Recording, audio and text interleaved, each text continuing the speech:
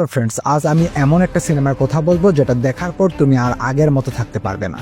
তাণ্ডব শাকিব খানের একেবারে ফাটাফাটি কামব্যাক সিনেমা। এই সিনেমাটা শুধু একটা রিভেঞ্জ থ্রিলার না, এটা একটা আবেগ, একটা কাঁপুনি, একটা না বলা গল্প। আর আজকে আমি তোমাদের নিয়ে যাচ্ছি এই সিনেমার প্রতিটা চরিত্র টুইস্ট আর থ্রিলারের গভীরে। চোখ বন্ধ করো না, বরং খুলে রাখো, কারণ এই ভিডিওটা শুরু করলে তুমি আর থামতে পারবে না। একটা শহর যেখানে সত্য চাপা পড়ে থাকে ক্ষমতার নিচে, একটা নাম যে নাম কেউ জানে না, কিন্তু তার ভয় সবার বুক কাঁপিয়ে তোলে। একজন মানুষ যার হাতেই শুরু হবে বিচার, আর তার নাম মিকেল। সে না পুলিশ না রাজনীতিবিদ, সে নিজেই আইন, নিজেই তাণ্ডব। সিনেমাটা শুরু হয় স্বাধীন নামের এক সত্যনিষ্ঠ সাংবাদিককে নিয়ে, যে সমাজের কালো দিক তুলে আনে। কিন্তু ধীরে ধীরে সামনে আসে সে শুধু সাংবাদিক না, সে হচ্ছে মিকাইল, এক জটিল ইতিহাস আর প্রতিশোধের গল্পের কেন্দ্রে থাকা মানুষ।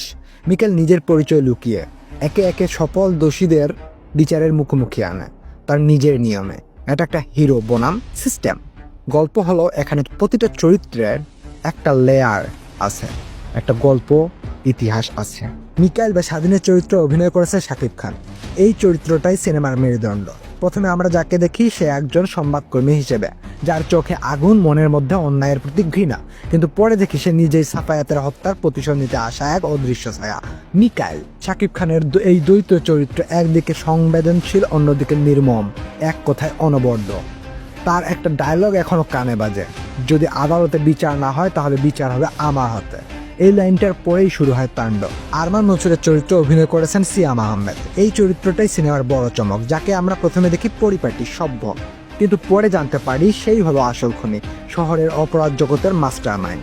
সিয়ামের চোখে মুখে এমন একটা নীরব ভয় ছিল, যেটা কোনো চিৎকার ছাড়াই আতঙ্ক ছড়ায়।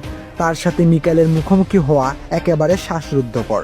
যখন বলেছিল ক্ষমতার বাইরে যারা পড়ে তারা প্রতিশোধের সবচেয়ে বিপজ্জনক, তখনই বুঝেছিলাম এই ছেলে সোজা রাস্তায় হাঁটে না। নাইলার চরিত্রে অভিনয় করেছে জয়া আহসান, সত্যের খোঁজে এক অদম্য সাংবাদিক, যিনি স্বাধীনের বন্ধু হলেও একসময় মিকেলকে ধরার জন্য লড়ে।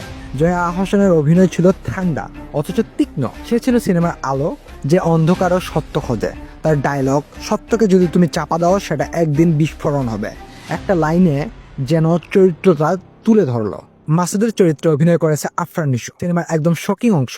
নিশু ভাইয়ের উপস্থিতি অল্প হলেও একটা চমৎকার টুইস্ট নিয়ে আসা। মাসুদ একজন পুরনো গুপ্তচর, যিনি একসময় মিকাইলের সহযোগী ছিলেন। তার ফিরে আসা, তার সেই স্তব্ধ চোখের তাকানো গল্পটাকে ঘুরিয়ে দেয়। মনে হচ্ছিল এই মানুষটা এক জীবনে কতটা হারিয়েছে। সিনেমাটোগ্রাফি ছিল মাটির কাছাকাছি, বাস্তব এবং মুডি, ঠিক থ্রিলারের মতো।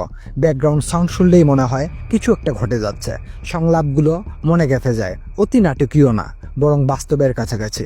অ্যাকশন দৃশ্যগুলো সত্যি মনে হয় অতিরিক্ত কিছু না, বরং ঠিক যতটা দরকার ততটাই। শাকিব খানের দুর্দান্ত দ্বৈত চরিত্র স্বাধীন আর মিকাইল, সিয়ামের ঠান্ডা গরম মিশ্রণ, নিশুর কেইমো, ভয়, রহস্য আর আবেগ একসাথে। সিনেমার গতি আর টুইস্ট এক মুহূর্ত বিরক্তি নেই। প্রতিটা সংলাপ ভেবে লেখা, একটাও ফালতু নয়। কিছু সাব প্লট দ্রুত শেষ হয়েছে, সহকারী চরিত্রদের আরও একটু সময় পেলে আরও গভীরতা আসতো। শেষ ক্লাইম্যাক্স একটু বড় হলে মনের তৃপ্তি আরও বাড়ত।